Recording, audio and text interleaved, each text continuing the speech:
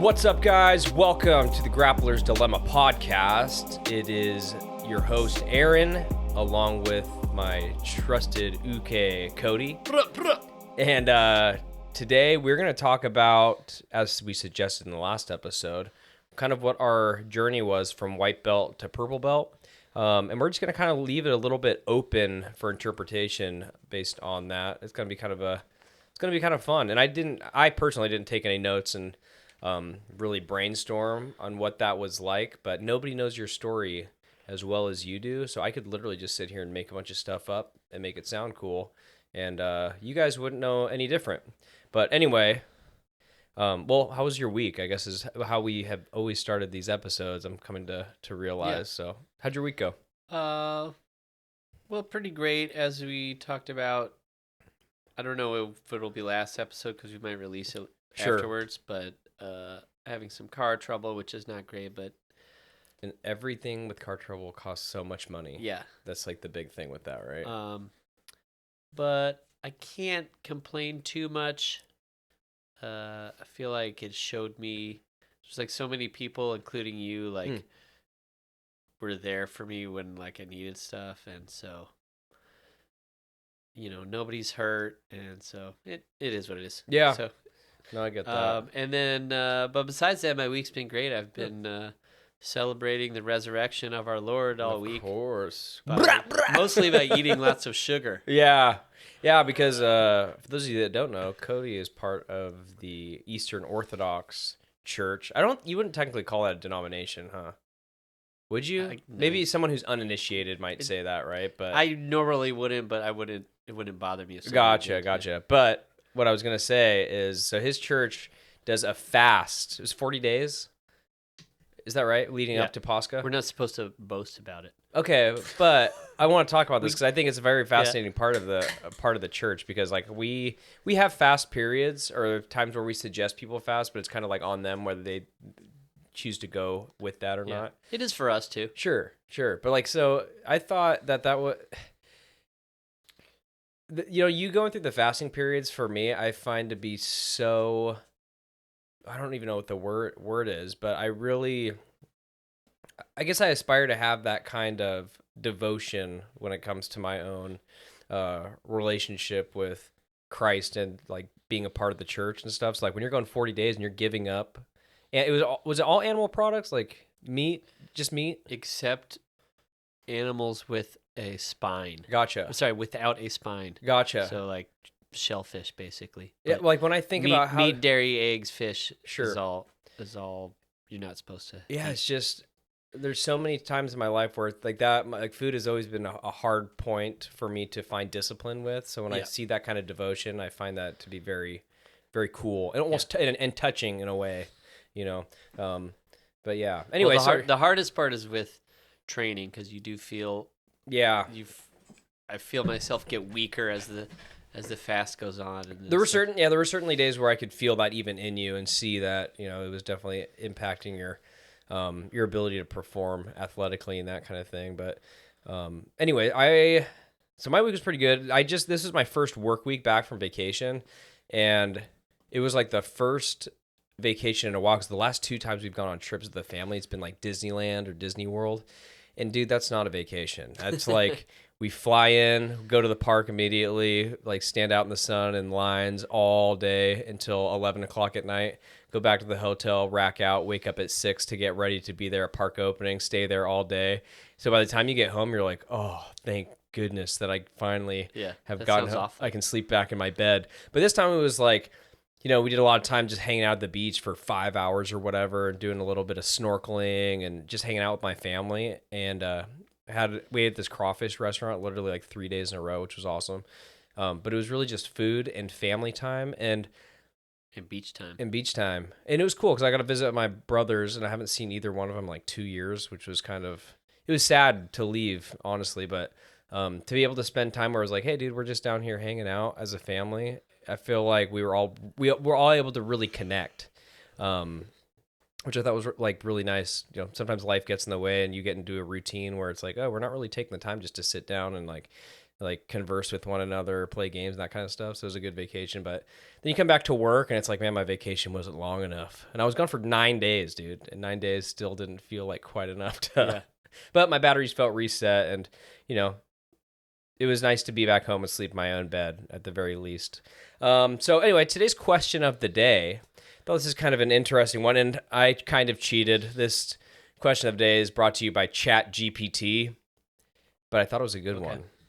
Thought it was a really good one. So what I'm going to ask you for our question of the day, Cody, is can you name a time where you felt like a true martial artist? You're putting me on the spot. If I had a cricket button, I would press it. Well, I can go first to give you some time to think. So the times that I feel like that I have felt like a real, like a martial artist, like it is part of my lifestyle, is anytime my kids ask me questions about martial arts or want to do some type of training, whether it's like a basic Hubud drill, like knife stuff, or ask me questions about Jiu-Jitsu or self-defense. Like those kind of questions and those kind of interactions with my kids have popped up so many times, especially recently, that I start to realize like, oh man, they see me, or they see that this is a very central component to my life. And so they have all these questions in the same way, you know, to go back to church, like when Parker's asking me about prayer and things like that, I was like, oh, they see this and they recognize this is something that's important to their dad. So they choose to kind of lean into that. So when I'm teaching my children and I have these moments where it's not, I'm like seeing myself teach my kids where I'm like, man, this is a really, you know, martial arts is kind of a beautiful thing in that way. And it's kind of a, you know, you see it kind of depicted in the form of story in movies where there's like this guy who's been training a long time and he's teaching the up and comers, like, I don't know, like a Mr. Miyagi kind of a situation. But those are the moments where, you know, I walk away from it and I find a certain amount of profundity after the interaction, because then it causes me to think like, what's a better way I could have explained that, or how could we have done that drill a little bit different, or how can I have gamified that to make them more interested in the question he was talking about or she.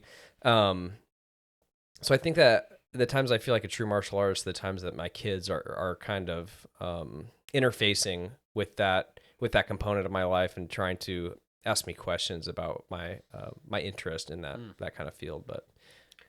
Well, I came up with something. Okay. I hope this doesn't sound too self-serving. Okay. But I think I might have mentioned this briefly on another episode, but there was a time when I was living in Seattle. I was riding... I was at a bus stop waiting for a bus to pick me up, and there was a lady sitting at the bus stop, and there was what I assume was a homeless man who was like crazy or high or something. Yeah. And he was like just like yelling obscenities at her. It Yeah. was like kind of close to where it was like it just seemed like very sketchy and like unsafe. Mm-hmm. And so I was like, I remember just feeling really tired and just like seeing this and just being like, like I have to do something. Do I have to step in? And here? I was just like, I just walked up to him and I said, "Sir, is everything all right?" And then he turned to me and he started like making. It was like he was possessed. Yeah. To be honest, he started making like these faces, like he was trying to provoke me and get something out of me. And he started to come towards me. I put my hands up. I was like, "Sir, please don't come any closer." And I was just like immediately like just went into this mode of just like assessing the situation, like how much room do I have before the curb ends to my left? Yeah. Oh, there's a fire hydrant right there. Like that Robert Downey Jr. scene in Sherlock Holmes where he's like, discombobulate.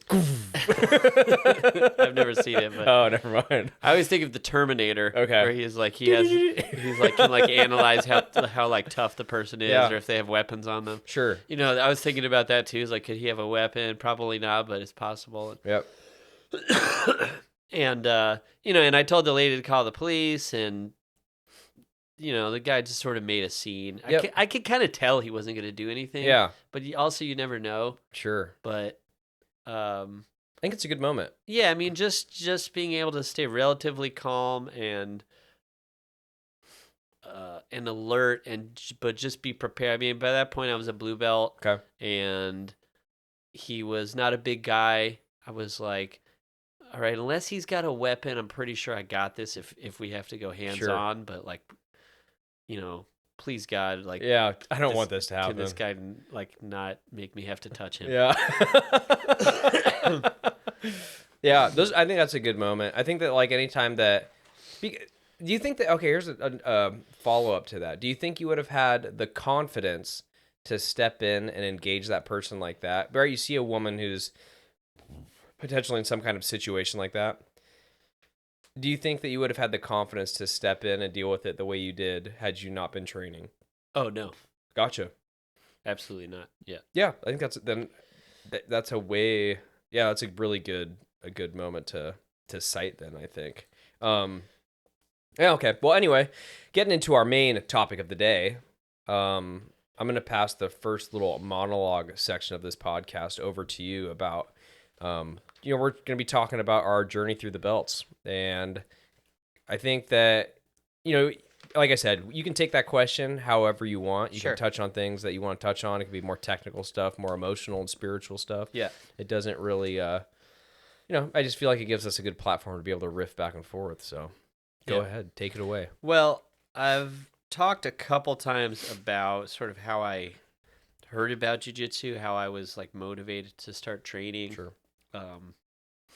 Kind of having dabbled in some traditional martial arts, and I was into Aikido. I was taking Aikido classes, and that was like, I guess besides the Tai Chi thing that I did in Korea, that was like the most seriously I'd ever taken something. And I was like practicing the footwork at home. How long did you do Aikido? For about 3 months. Okay. Um, Did you wear the like hakama and stuff? yeah. Dude, Yeah. sick. I have a pair upstairs. Yeah, I wish I had kept it. Heck yeah. But I broke my foot playing basketball. Gotcha. I had like a fracture in my metatarsal. Raja. And so I was in a boot for a couple months, and so I wasn't training, and I was missing it because I was starting to get really into it, and I started watching YouTube videos for like Aikido techniques, and then just the algorithm like eventually led me to jiu-jitsu. Okay. Basically. And then I was like, oh, this is what I want to be training. Gotcha. And it's sort of it kind of confirmed some of my BS detector. Okay. Like some of my instincts were like, I don't know if this totally makes sense. Yeah. Of stuff that they were teaching. But I don't want to be too mean, because I think Aikido is actually really cool. I do too. And they were like really nice people. And I don't think that they're scam artists in the same way that a lot of self-defense or martial arts people are necessarily. Can I say something to that point? Yeah. When I started jiu-jitsu, I used to like have this maybe chip on my shoulder about that kind of stuff. Where I'm like, why are they even teaching this Aikido stuff? This is BS. Like, this will never protect you and that sort of thing. And the more that I climb the mountain of jiu-jitsu, the more appreciation I have for those other arts, especially people that actually take them seriously. Yeah. Like, there is still that component where it's like, I think that a lot of those guys, well, this is kind of a double-edged sword. The guys that are realistic about what they are doing and they recognize as like, listen, this isn't like some end all thing, but I enjoy doing it. I appreciate the cultural aspect of it. And, it's an art that I want to study. I really appreciate that and enjoy that. But yeah, when I started, I felt like some type of way about it, dude. I feel like I was arrogant about it in a way that it was like, dude, if you're not doing jiu-jitsu and you're doing one of these more traditional things, that stuff doesn't work. Yeah. And I don't really feel that way anymore. So like, I kind of agree. Yeah. sure. Anyway. Yeah. So I started jiu-jitsu. And the theme of my days as white belt was, like most people, survival. Yeah. I was just getting crushed all the time. And I mean, from an early time, I didn't, I was never like really into competitive sports that much, although I did enjoy playing basketball recreationally and tennis. Um,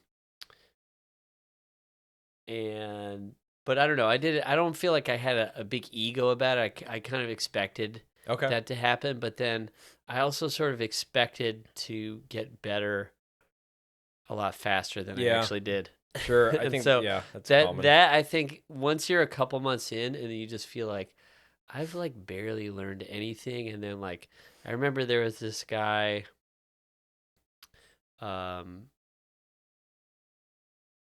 who started I want to say like 6 months after me, and had come from he had a pretty strong wrestling background, Okay.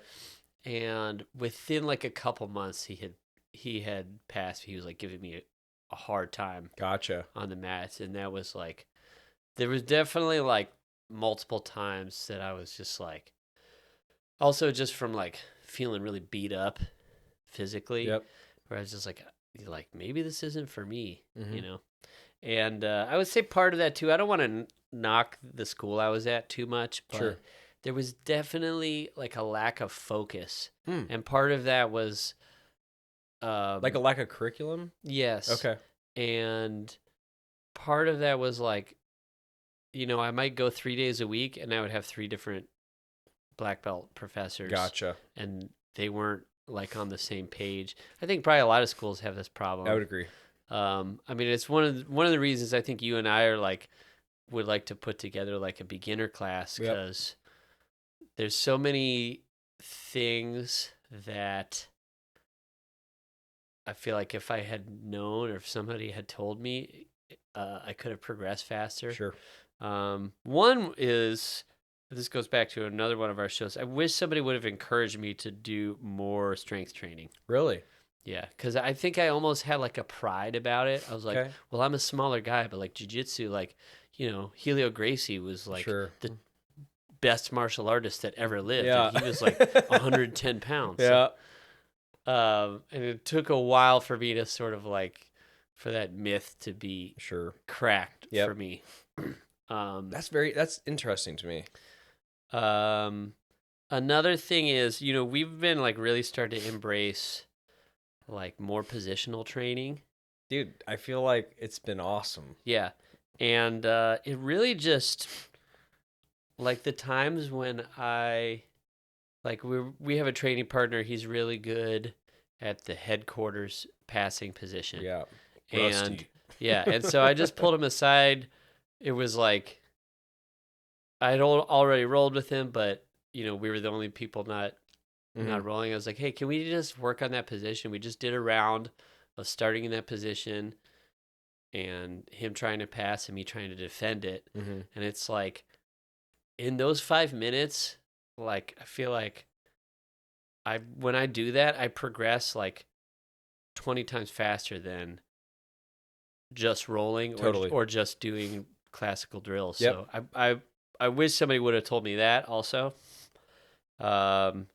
And also just to not compare myself to other people. Yeah. And just sort of, enjoy the journey. Like I would even have a thing where it was like, there were guys that were close to me that were like, had started at a similar time and we were competitive. Mm-hmm.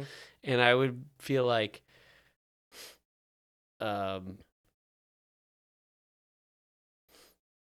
be on the fence about going to class for whatever reason. Maybe I had some other obligation. Yep. I'd be like, but if I don't go, they might go. Yeah. And then they're getting an edge. It was like so stupid. It was like, because, now it's like, I think in a much more broad, I'm thinking much more in terms of like, oh, I'd like to compete this year. Yeah. So try to work up to like peaking in that, week when Sure. the competition is, or, I want to still be able to train when I'm 50. So make sure I don't jack my neck and my knees up. And I don't know. It's just like, I feel I have a much more long-term kind of perspective on why I train. And it's like, so I think those are three things that, I wish somebody had told me, is like, just enjoy the ride. Yep. it's a long ride. Don't compare yourself to other people. Sure. Do some strength training, because once I eventually embraced that, it made a big difference. Yeah. And I felt way less crappy from just like the grind. Yeah. Gotcha. And more positional training. Okay. That's what you wish you would have gotten or Yeah. been doing. Yeah. Gotcha. I would say also, I almost immediately went to the YouTube rabbit Oh, hole. really? And as we've discussed, like, that can be a double-edged sword, because especially the way my mentality was, I was just like immediately attracted to like some of the most exotic Yep. kind of stuff. Dude, I didn't get into, I still am very like light about the jiu-jitsu YouTube stuff. Like I'd get on it every now and then. A lot of stuff I watch is stuff that you end up sending me, Yeah. to be honest about it.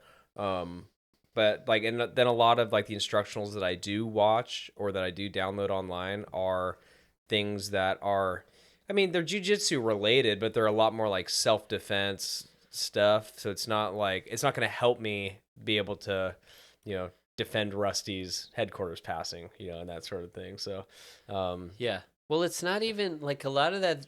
I guess well, we'll get to that later when we talk about purple belt. But sure. like I said, the technique videos can be a double-edged sword, and probably a little goes a long way. Whereas probably wasted too much time like watching a lot of that stuff, and then like just trying silly stuff. And, Yep.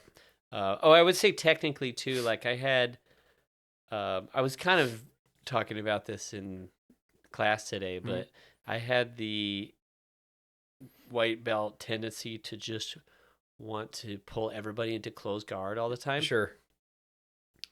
And then try to attack arm bars and triangles. Yep. And it was like, that was my sort of understanding of jiu-jitsu. And then when that didn't work, then I would try to escape side control and mount. Yep. And later when I learned to embrace half guard and open guard, I was like, oh, this is so much easier. This is the way. Yeah. No kidding. Yeah, so my white belt journey, it was kind of an interesting thing, and I'm pretty sure it started. So those of you that don't know, one of the reasons I'm no longer in law enforcement is I got put on suspension surrounding COVID.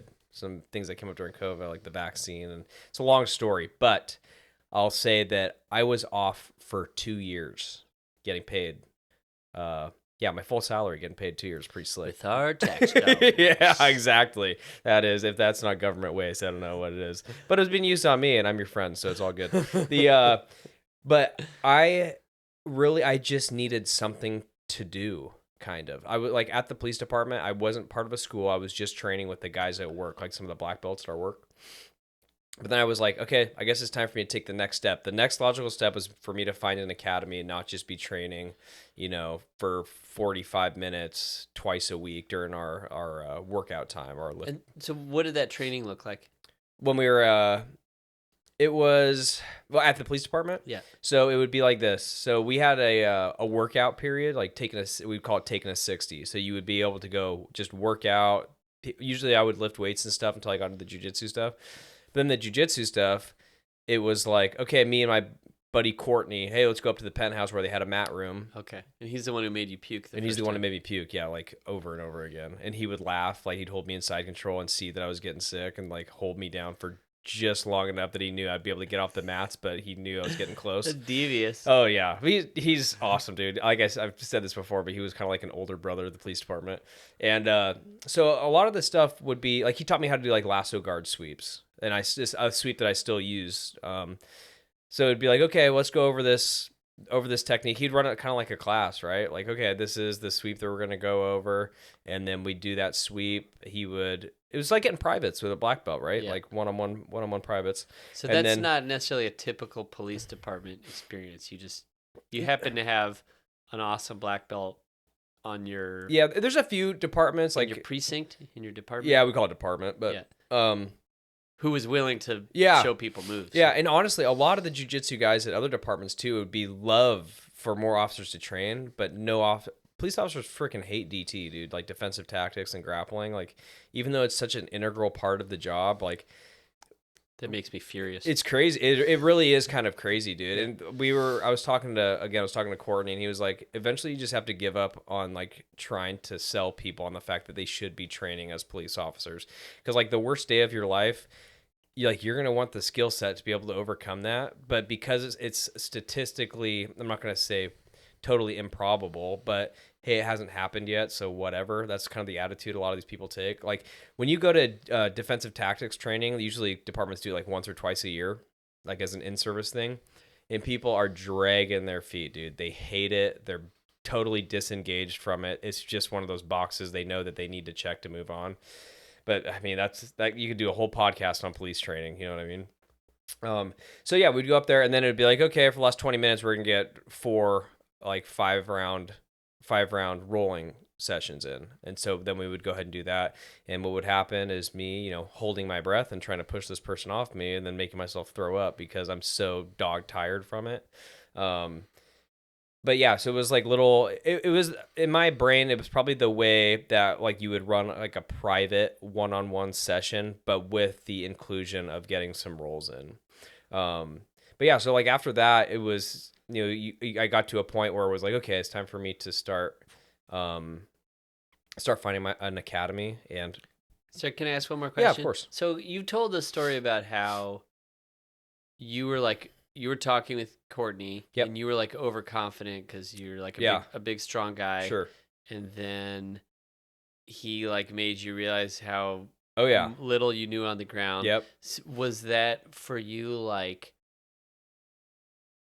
I need to like, were you then excited to learn about it? Yes. It was almost like I don't even know if excitement's the word. It was just this feeling like of a like necessity. Like I need to learn how to do this. I need to be that guy. And I know that like Courtney is way deep into that game, but if I should just start now. And I remember being kind of obsessed with the fact like, well, when did you start training?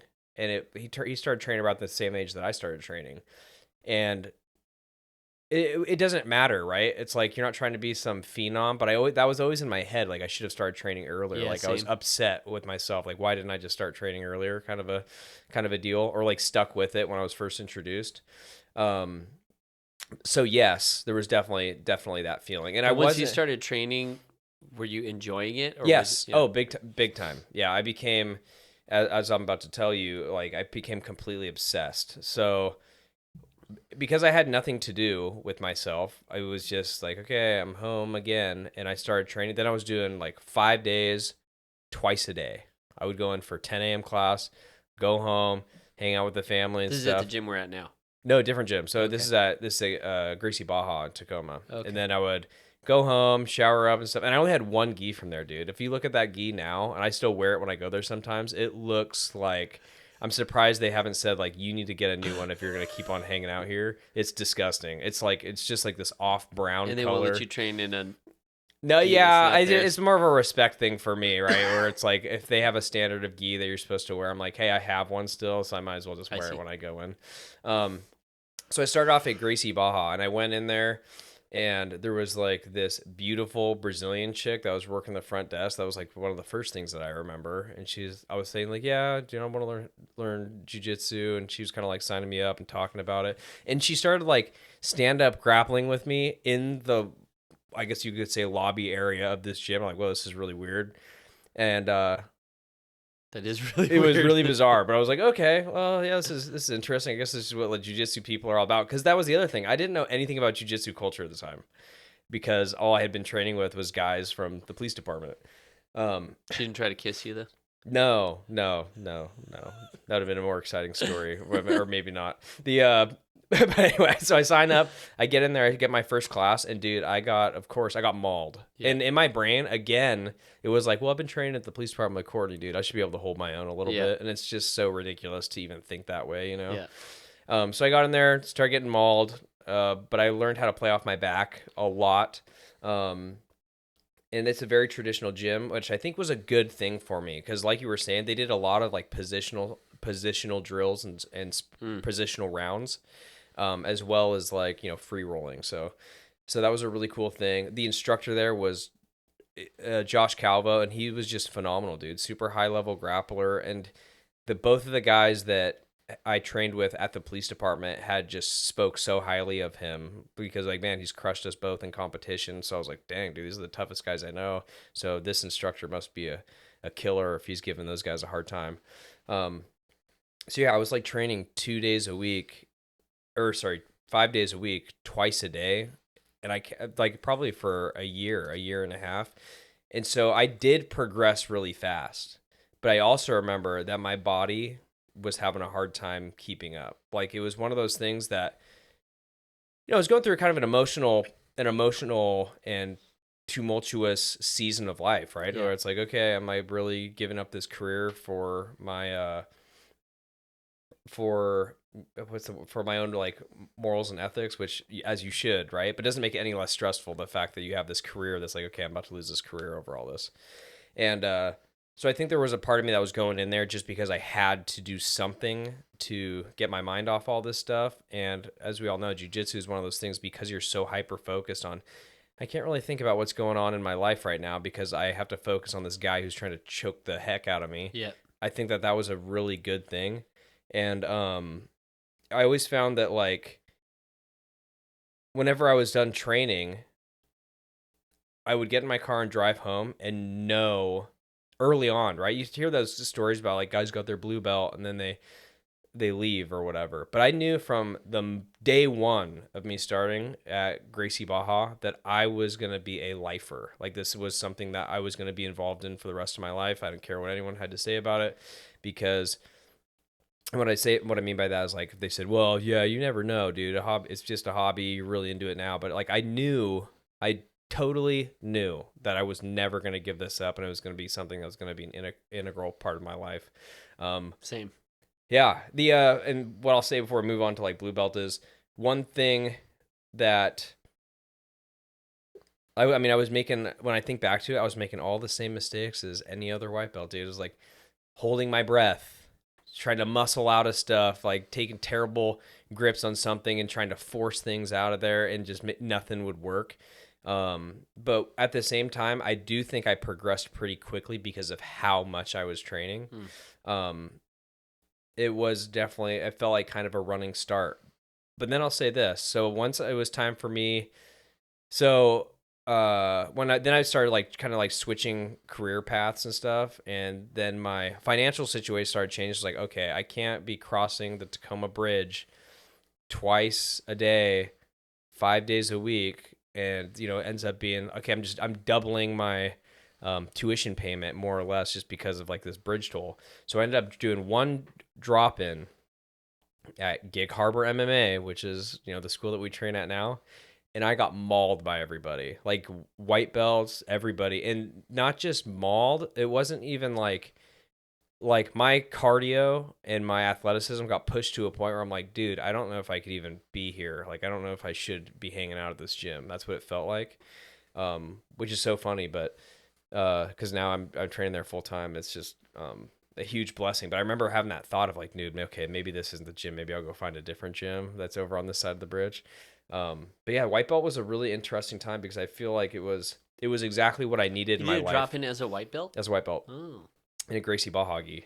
And yeah, like jiu-jitsu came into my life at the perfect time, right? We always wish it's easy to say like, man, I wish that I would have started earlier and all this kind of stuff. But where I was in the season of life that I was in at that time, jiu-jitsu, being a white belt in jiu-jitsu and like progressing through that rank, it was exactly what I needed. Like something that was fresh, something I could hyper focus on, and something that I could find community with. So that was the other thing that kind of stood out about that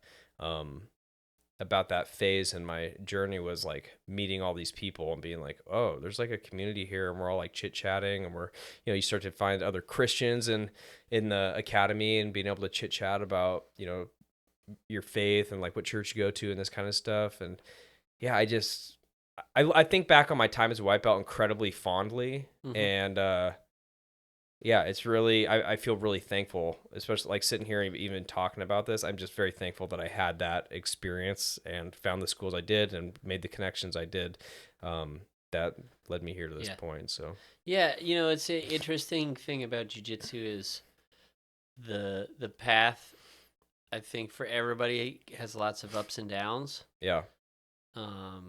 But one of the main reasons I think that you stick with it is the people. Oh, yeah, for sure. And it's like you tend to meet, all different colorful characters and Some of which we talked about in a previous episode. yeah. Yeah. Basically most, 80% of whom we insulted a couple episodes ago. But I think in general you meet people of pretty high quality character. Sure.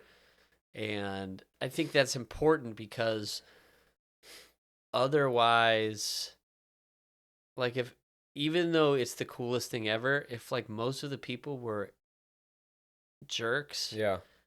like I don't know if I want to be trusting these people to practice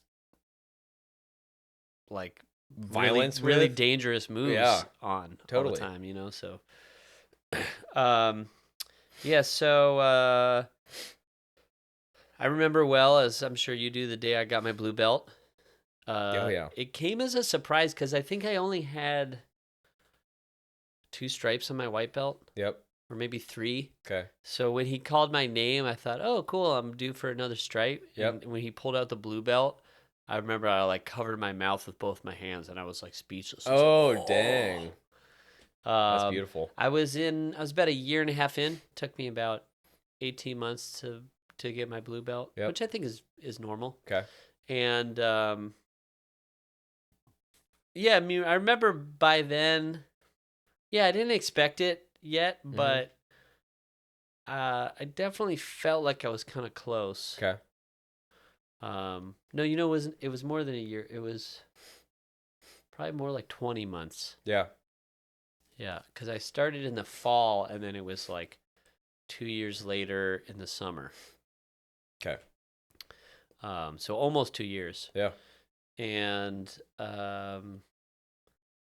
yeah, I mean, I just felt like, I've made it. Like, Yeah. like I'm progressing. I'm at the top of the I'm mountain. basically like gonna be a black belt Yeah. in a couple of years. Sure. No, I mean, I don't know. When I started jiu-jitsu, the goal was get a blue belt. Yep. No, yeah, me too. And it was like purple would be sick. Yep. But that was like almost kind of unthinkable because I remember rolling with purple belts and it was like this guy is a wizard. Yeah. Like what is I don't even have any idea what he's doing, and everything I try to do, he's like it seems like he knew that I was going to do that, and then he has it, and it's like fighting an octopus in quicksand or something. Sure. And yeah, blue belt was a time of experimenting. Okay. For me, because like I felt like, okay, at this point I'm pretty good at escaping back to guard, retaining guard. I had, like I said, I had started to embrace like half guard and butterfly guard, and was able to sweep. I still wasn't good at staying on top. Okay. But I had some offense. Had a good triangle choke.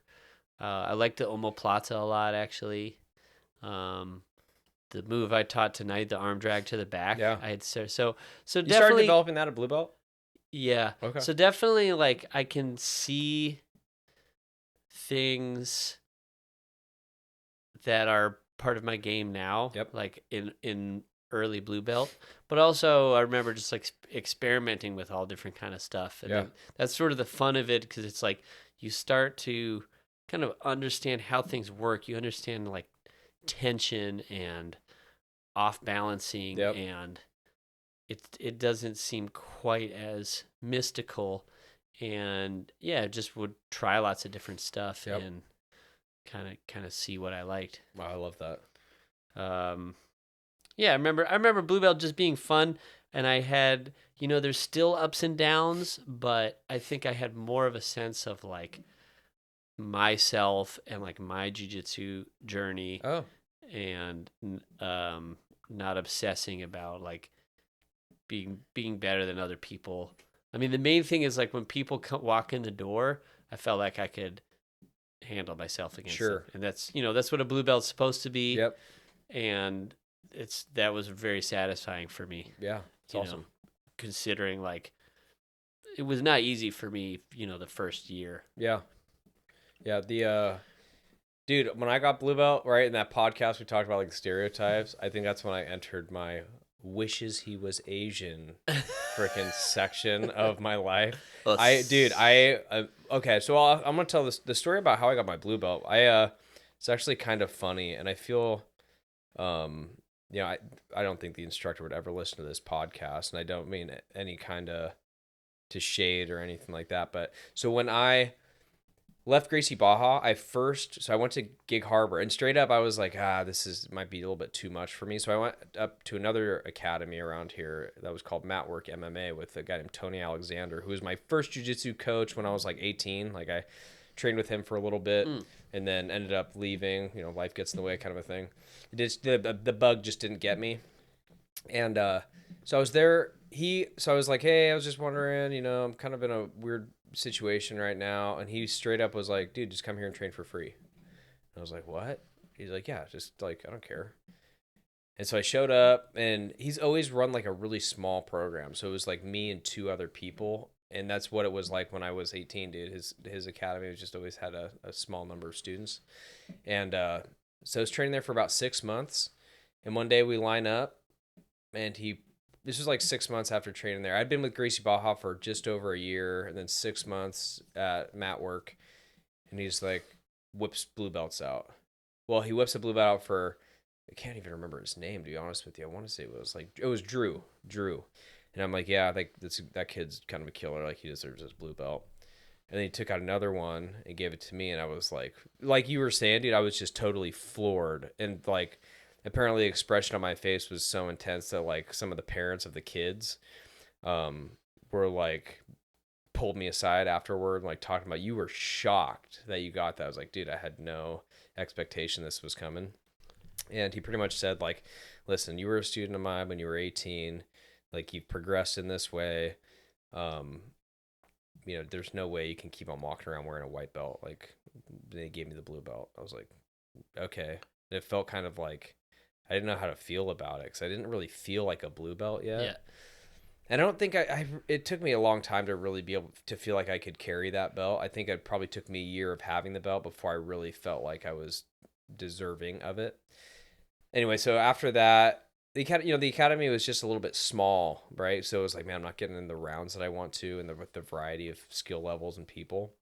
And I like to have in the big community as well. So I ended up leaving his academy and going to Gig Harbor MMA when we were at the old location and training there. And I remember training in there being like, man, okay, I'm having to, like, this blue belt, it feels very, like, I feel like I remember being pretty, like, oh, I just got this kind of a thing because I felt so self-conscious about the fact that I didn't feel like I was performing at a blue belt level.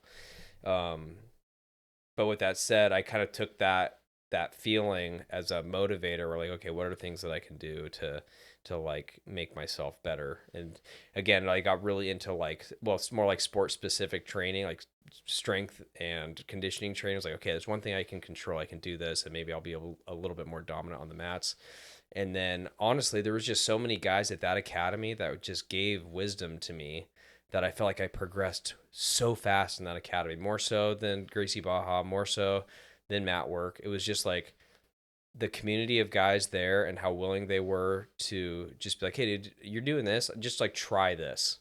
And then eventually I got to a point where like, dude, okay, I'm feeling pretty good. And then I started feeling like, okay, I'm a pretty tough blue belt. But the wishes he was Asian component to all this is like, when I got my blue belt, I immediately started reading books like The Book of Five Rings, The Art of War by Sun Tzu, a bunch of these Bushido books, like samurai culture, the Mind Over Muscle by Jigoro Kano, the creator of judo and all this kind of stuff. I was really I was obsessed. Sugoi. Yeah, dude. I became obsessed. And that's where I really got into like researching things like Kali and like Filipino martial arts and karate, and I couldn't get enough of martial arts in general, just trying to find what that common thread was, because I felt like blue belt was like this step into a new I don't know, because I never had progressed in any system beyond white belt. So I was just trying to find this common thread. I was like, okay, so what does it actually mean to be a martial artist? And was trying to develop more of a philosophical side of it.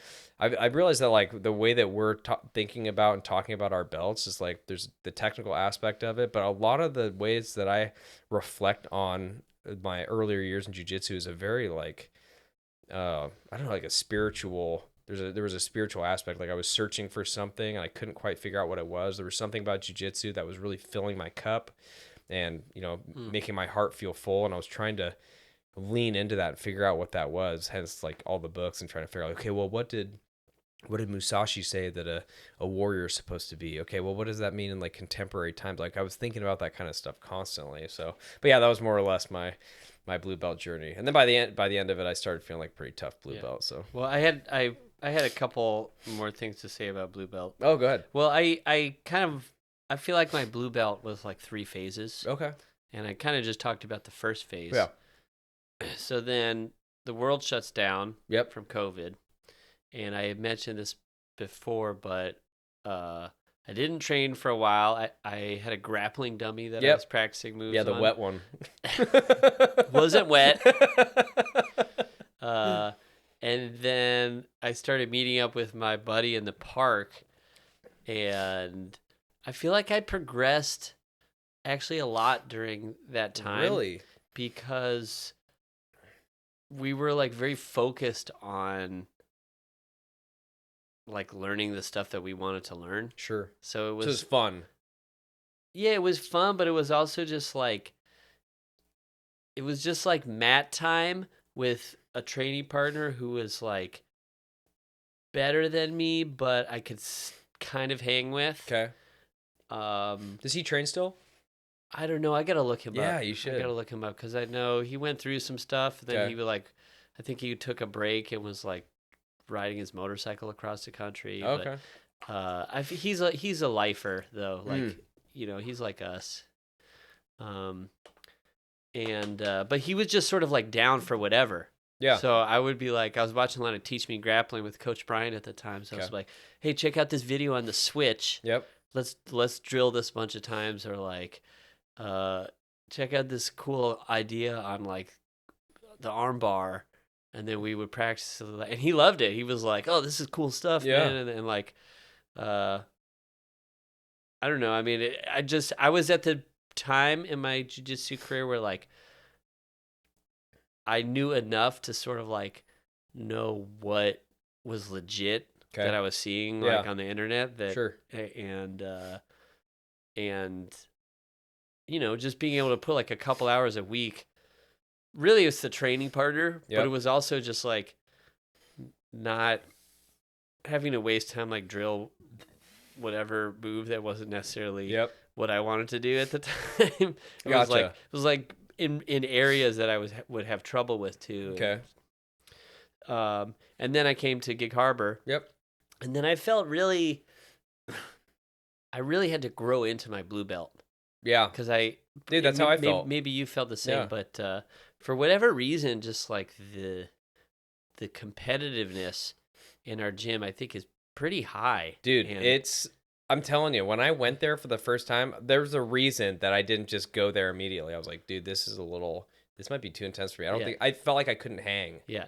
You know? Yeah. And maybe it's the MMA correlation is like, you know, guys are more aggressive and more it just seems like a higher level of general athleticism. And also, you know, before I was in Seattle training with a bunch of computer programmers, now we train with all like electricians, firefighters, and they're all like workers. They're all like really strong, you know, blue collar dudes. Yeah, it's funny you say that, dude, because it really is like, it feels like this distilled. Because like if you go to big academies, there's the tough guys, and then the people that are not. There's more people to beat up on. Yeah, and then like here, it's like, dude, everyone for the most part. Yeah, there'll be like 15 people there, and you look around, and then you're looking around looking for the easy roll. Yeah, and it's like, dude, you make eye contact. Like I'd make eye contact with Avery sometime. We just shake our heads because we knew tonight was gonna be a tough night. Just nothing but killers in there. Dude, even the 15-year-old kid kicks my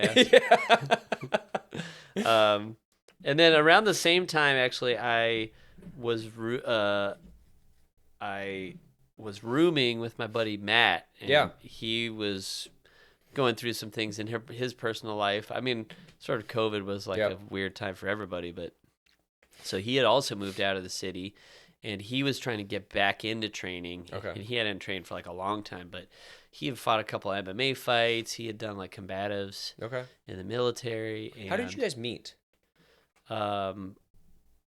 Mutual friend in Seattle. I was a friend of someone who went to high school with him from Montana. Okay. When he moved there, yeah. Yep. And you train with him. He's just a really tough guy. Oh, yeah. And he has just like a Khabib kind of smash style, dude, where he just crushing sucks pressure, all the space away, yeah. and you're just like stuck, and his wrist is reaching around behind you, and he's also like oddly really good with his feet. Like his feet are like hands. It's been a long time since I've rolled with him. Anyways, so. I don't. He might listen to this. I don't want to make him feel too good about himself. But between that, going to Gig Harbor, and then like, because we would just like put on YouTube or like put on the basketball game, and just like grapple on the carpet. I love that for like hours until I was like, dude, I really like need to take a shower and go to bed. Dude, that's and awesome. Of course, all our other mutual friends were making gay jokes all the time. Well, of course, dude, but none of them can fight, so yeah, whatever. Exactly. But between those two dynamics, I feel like I really had to learn to be aggressive. Yes. And like flip that switch, and then also like learn how to deal with pressure. Yeah. Not like pressure like you might sometimes encounter in the gym, but like your buddy who has no qualms about like digging elbows in your face and all that stuff. And it was like, it really made me a lot tougher. So I do have to thank him, even though I hate him. Yeah. One part of like, I'm happy you brought that up, because it kind of like triggered something in my brain where, so I was always good at dealing with pressure. I was never very good at applying it. I always felt like it was just not, again, I've said this in a previous podcast, but that wasn't what was in my heart. So it was like, I always had a hard time. Like, same. If I was beating someone, like, I don't want to really, even if it was like, it's a close round and I have a dominant position, I was like, I feel like I would take my foot off the gas a little bit. And Zach Stazer, I don't know if he listens to this or not, but he pulled me aside one day and was like, listen, dude, like, you're good on the ground. You're good off your back. Like, but you have to be meaner. Like, you have to be, like, I think that's exactly what he says. Like, you have to be meaner. I gave 2 white belts this speech tonight. Oh, is that right? Yeah. Yeah. Well, you were present for the, I think you were telling him the same thing. Yeah, but when he said that, I was like, I almost took it as this, partially as permission. We can go long. Partially as permission, and then partially as like, man, he's totally right, because I recognize that in myself, because I think about it every time that I get into some of these positions where I'm like, I'm not going to grind my shoulder into him here, even though I could, that sort of thing. But that switch being flipped, I can identify that as when I felt like a blue belt, is when I actually started taking advantage of those positions to apply pressure, that I was like, this was a component that I was really missing, and this is why I didn't feel like a blue belt. This is why I was not being as dominant in roles as I felt I should be, depending on the opponent I was matched up against. So Zach, if you are listening to this, I want to say that even if it was kind of like a throwaway comment you were making to a guy you didn't even really know, or maybe you just wanted to make me feel bad about myself for being like soft, but that was a huge turning point in my jiu-jitsu journey. And so I want to say thank you for that. Like, thank you for taking the time to talk to like a new kid at a jiu-jitsu academy, and maybe having a conversation with him that, isn't always comfortable, but it was really an integral thing that I think led me to be the jiu-jitsu player that I am now. So on a similar note, there was one more sort of technical idea that was a big part of blue belt. And I think this is common for a lot of little guys, is there's like a progression, just not by choice, but like you start out learning how to like survive longer without submitting. And then you get better at escaping bad positions, usually to the guard. And then you get better at retaining guard for longer. Yes. And then you start to get offensive with your guard and you start to sweep people. Yep. But you can't hold them down. Yeah. And for me, I think like the final phase of blue belt was like, I just realized like I'm pretty effective at sweeping people, but I get rolled out of mount all the time. Sure. I remember having the same experience. Yeah. And I was like, and I almost just accepted it. I was sort of just so used to it. Yep. I was like, I got used to like going into attacks right off of people rolling me out of mount. Yep. You know? And so and it's part of kind of being mean too, is like once I would get on top, like being on top, like applying pressure. I also started to develop like my passing style, which is still a big part of my game, is like the side smash, where Sure. I try to use my hips to smash your knees together. Yep. And then like pummel legs around. And, you know, despite being a little smaller, like learning how to be heavy and learning how to take up space and like be suffocating and, you know, hold the mount, heavy cross face when necessary. The power half Nelson from the back control when guys try to like hunker down to be stubborn. Yep. That's like, so those are all sort of like more mean kind of things I started to develop in late blue belt in order to like assert myself in strong positions. Sure. Yeah, that's awesome. Yeah. Yeah. So what was your purple belt journey like? Well, yeah, talk about being promoted to purple belt. So I was just getting to know you when you were when you got your purple belt. Yeah, well, again, I didn't really see it coming, but I got promoted the same day as Matt, which was like a real blessing. Yeah, that's very cool. And you know, as we both talked about, and there's a lot of statistics that back this up, but like a very, very small percentage of people make it to purple belt. Yes. That try jiu-jitsu. A pretty significant percentage of purple belts make it to black belt. Yep. So it really does sort of like feel like you've reached that halfway point of the journey, and it's like, oh, I'm probably going to make it. I mean, God willing, but barring a horrible injury or like some kind of crazy life event.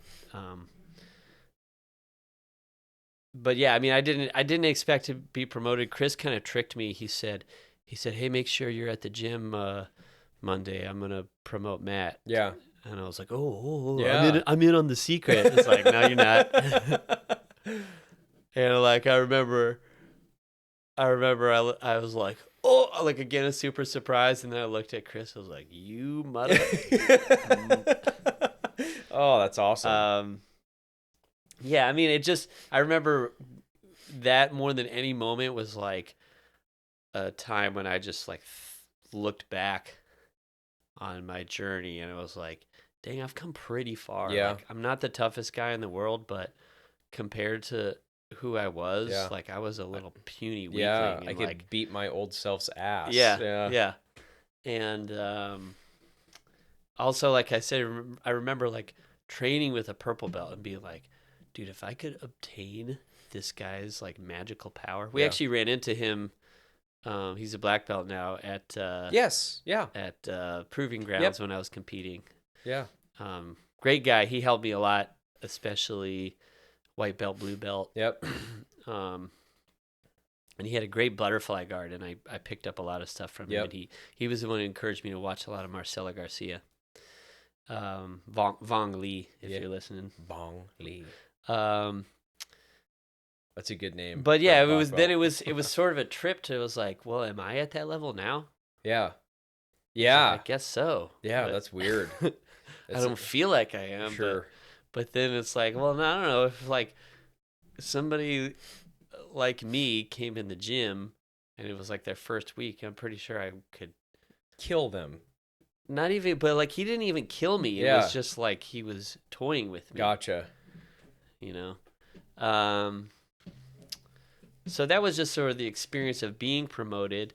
And then I would say since purple belt, I've really taken like much of more of a focus in coaching. Yep. And actually Chris said that when he promoted me, he was like, he was like, Cody, you're doing great, but I also really appreciate like you help with the kids class, and I always see you like with white belts, like giving them little Sure. pointers. And it's funny too, because I always like felt like, oh, I don't want to be like, am I like the guy who's like teaching when he shouldn't be or Sure. whatever? But Chris is the kind of coach that appreciates that. Yep. I think probably good coaches do. Yes. It's one of the cool things about jiu-jitsu is like really everybody kind of teaches everybody. Yeah. In some way. And so I think him saying that sort of encouraged me to be like, oh no, I can take like a leadership role in this gym Yes. as like one of the guys that like helps beginners, especially just because like it was such a hard time for me. I'm like, I want to try to like help guide people. Totally. And I would say there's also just sort of more focus in refining my game. Totally. I'm still probably tempted too much by like always wanting to learn like the latest, coolest technique. Yeah. Yeah. But yeah, I mean the game slows down quite a bit, and then you also can start to see like consistently like where the holes in your game are, and it's not even like you need new techniques usually. Yes. It's just usually just tiny details Yep. about angles and weight distribution and just where your focus is. Yep. Joe Rogan talks a lot about that. He says that when you're a purple belt, you're a black belt, you're just not quite refined enough. Like you have Right. all the knowledge base there Yeah. to be a black belt. It's just about getting that mat time on and And really you have a sharpening core. that. You have a core of a game, Totally. and so that's the thing is it's not like I'm all of a sudden gonna become. I don't know. I'm trying to think of like something that's not a huge part of my game. I don't know. I sort of dabble In in everything, too yeah. much. But I'm not going to become like a spider guard guy or Sure. something like that. A Or worm guard. yeah. But yeah, so it's like I have the things that I do well, but now the focus is really on refining them. Yes. And also, like I said, it's like you just get sort of a wider perspective. Sure. And it's like it's more personal to me, and like if I get submitted by people that I feel like I shouldn't get submitted to, it's just it doesn't bother me that much. Sure. Because it's like, well, some days like you just feel really beat up. Also, it could just be like a lapse of focus. Yeah. And they surprise you, and then it's like, dude, nice sick armbar. Yeah. And then you also see it the other way. It's like sometimes like by purple belt, sometimes you can give brown belts, black belts a hard time. So it's like, and then you're like, is this brown or black belt just not very good, or am I? Do you have that thought? Honestly, it still does bother me when people that shouldn't tap me out, but do a certain. me too. So I'm just what the saying heck, that dude? I know you're like, I feel like the peaks and valleys even out. yeah, I get that. As you progress, and it just becomes more sort of, Zen master, warrior. Because it's like training on the mats. It's just training. Yes. It's like, especially when you competed a little bit, you sort of see that that's a totally different thing. And yes. Yeah.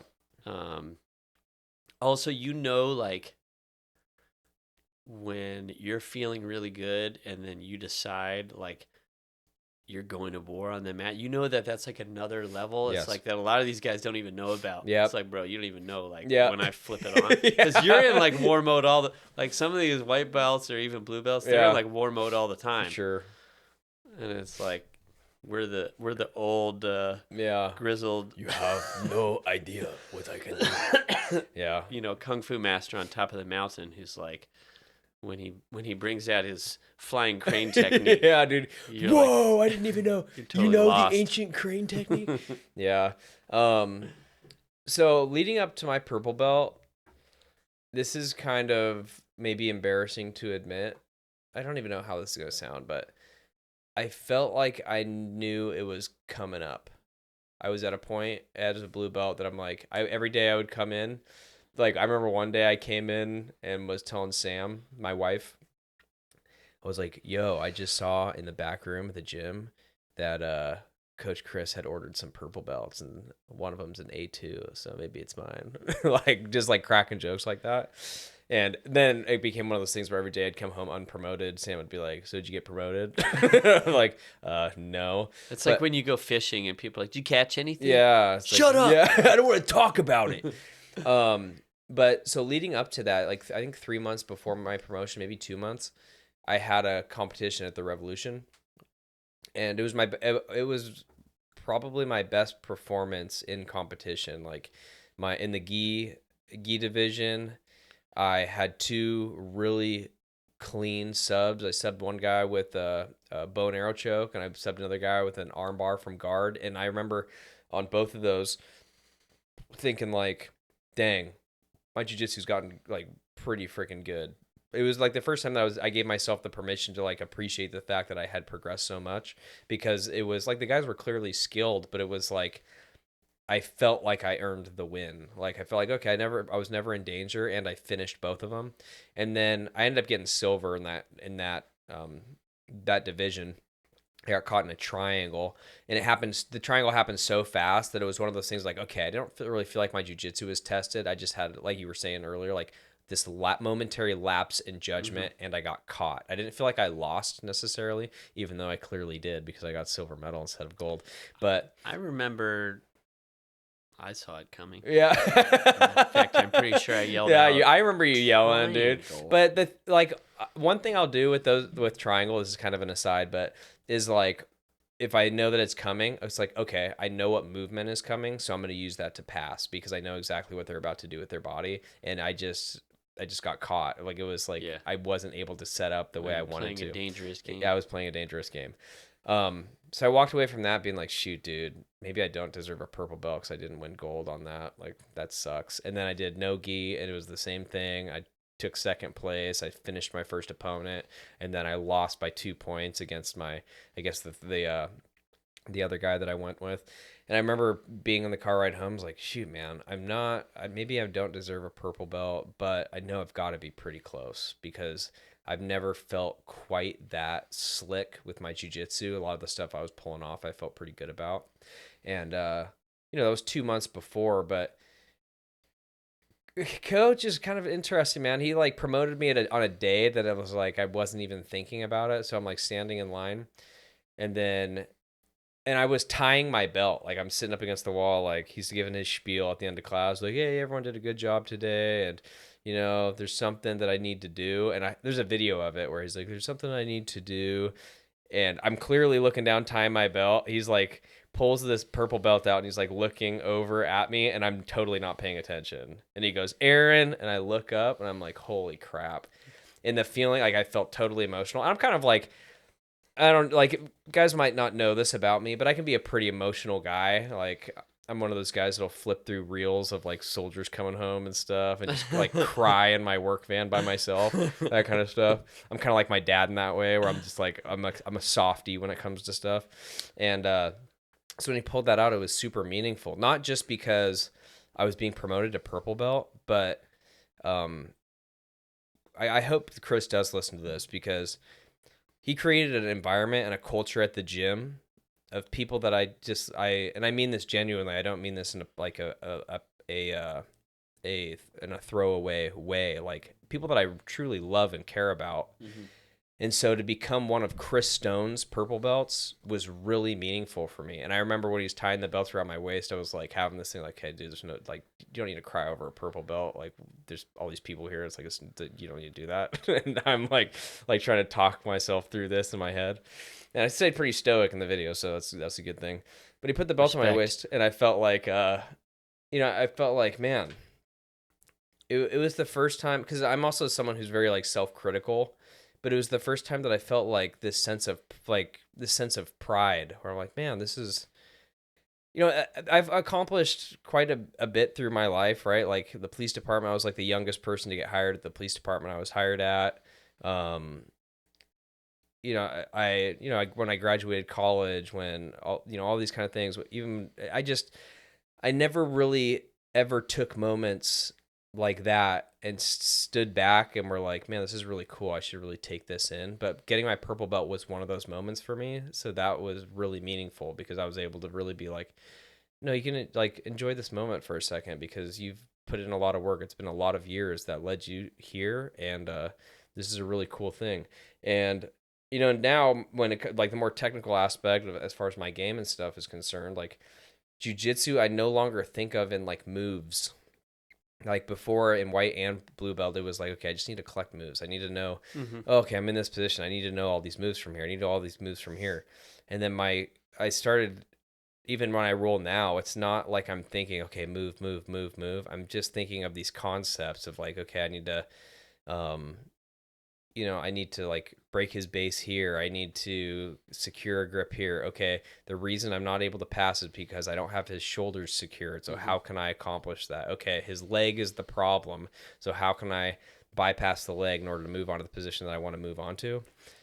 And this is now I'm at a point where, because before it really was like when I was rolling and like doing free rolls and that kind of stuff, it still was for me about like winning the round and like, okay, I want to be dominant in this round. And every roll kind of felt like I need to perform. And I no longer feel that way, which is really freeing to be like, okay, here's some stuff that I want to work on, and I can identify parts that I'm like, okay, this was I was really successful with this. That's a good thing. So, but what was I failing to do? It's like, okay, well, he swept me off here. So, how did that occur?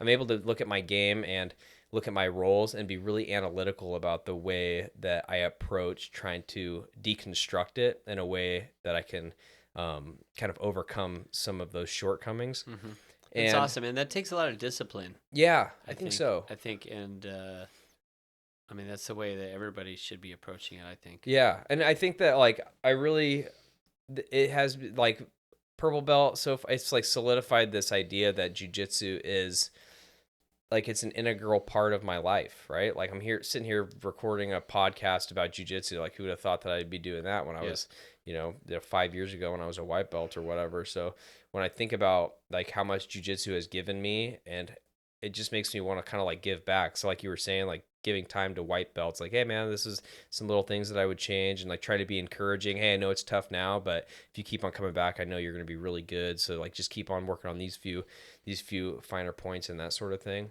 And I do feel like as a purple belt, like you are immediately thrust into more or less these leadership positions where guys are looking at you. And we got a huge compliment. I don't know if you had heard this, but one of the new guys, and it was the guy that we were talking to at the end of class, said, I don't want to like, don't want to necessarily say anything out loud, but like I rolled with you and Cody, and I can just tell that you guys are like really good compared to, some of these like lower belts or whatever. And for me, that was like, man, that's really, really kind of you to say. But it was also like, yeah, we've been doing this like kind of a long time. Yeah. Like we've really sharpened. What do you think it is that that he's feeling there?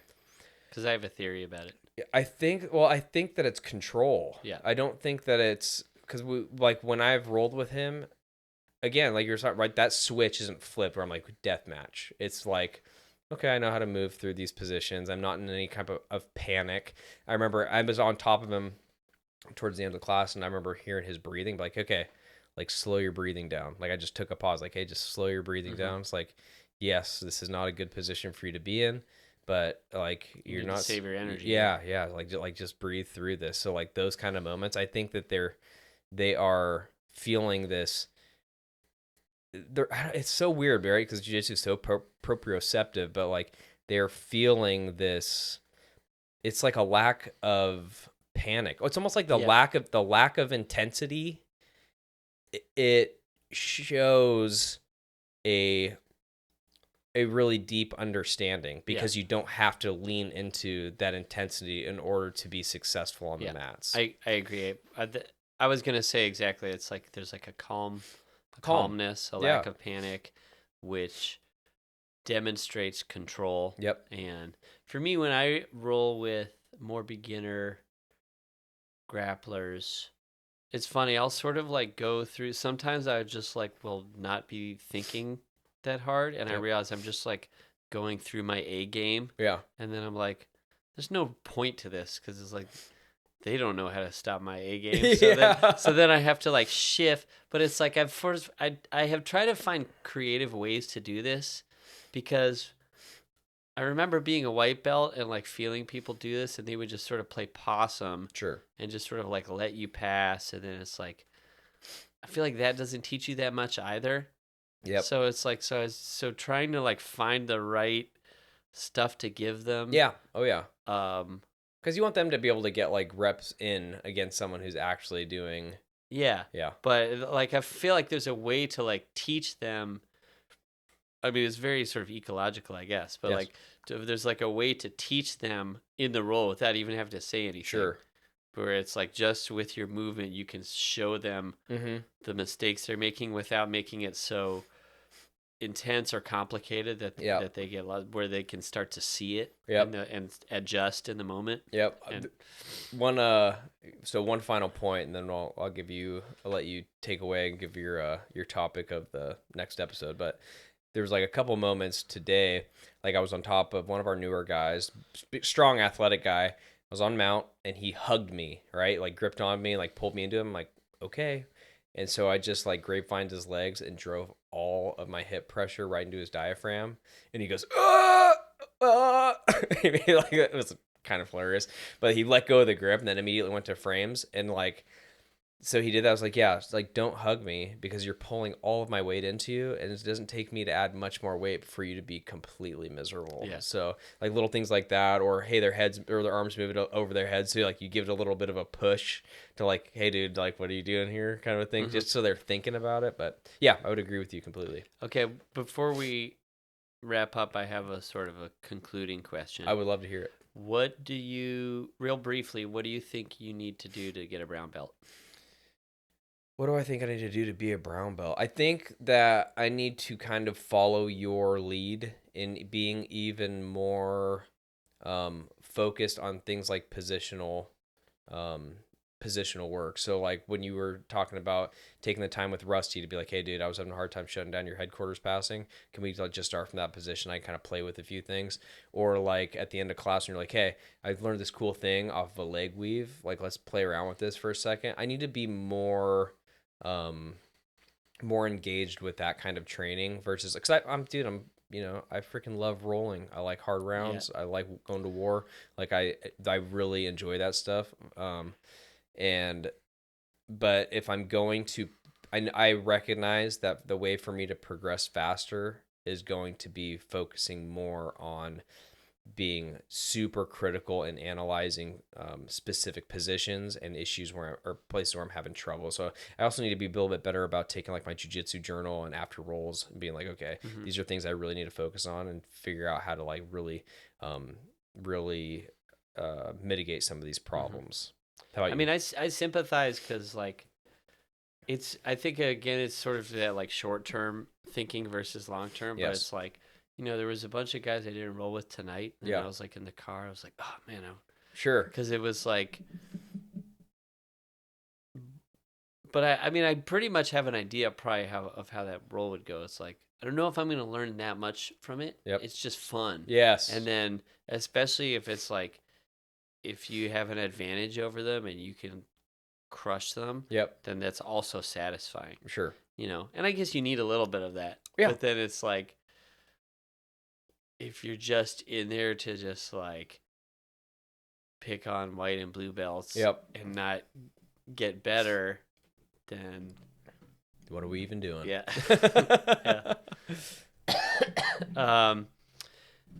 Yeah. I asked Matt this last year on a camping trip, and he said strength and conditioning.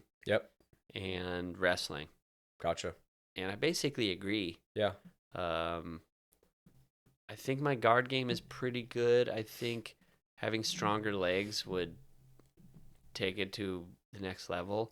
And then I think just like being able to impose my will from the standing position. Maybe not against everybody. You don't have to be a better wrestler than everybody, but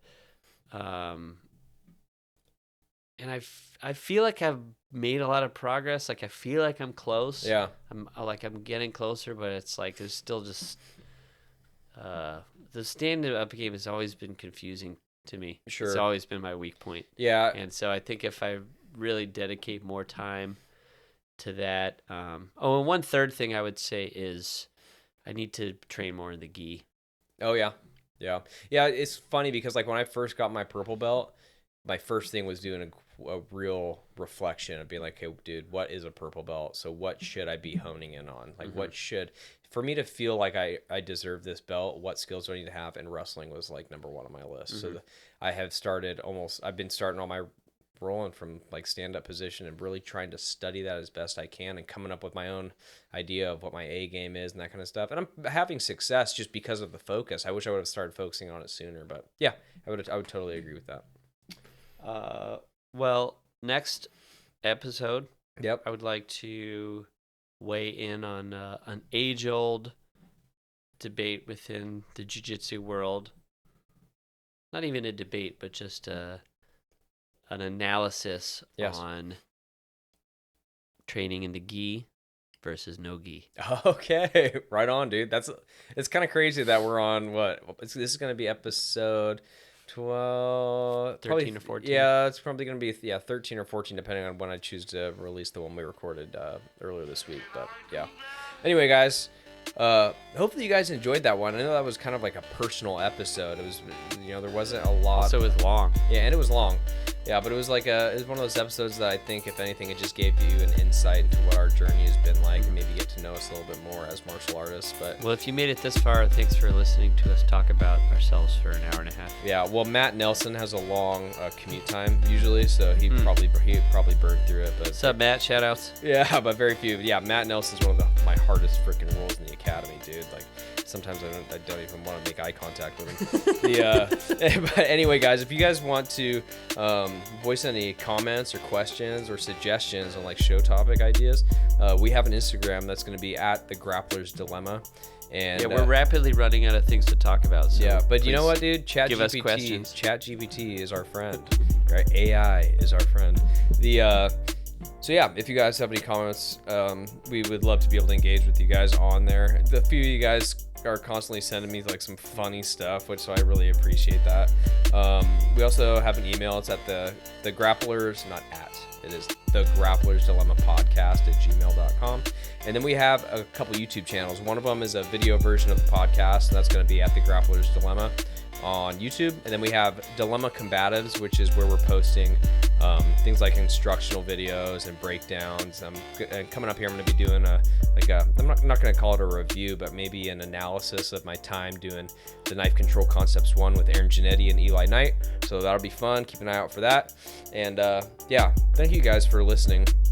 We are closing in. Our next benchmark is going to be the 300th download. So, hopefully in the next few months we'll be able to touch that. Sick. We've gotten a number of downloads in other countries, which is also kind of a fun deal. But yeah, man, this has been a really fun project. We appreciate all you guys for listening. So as always, train hard, stay safe.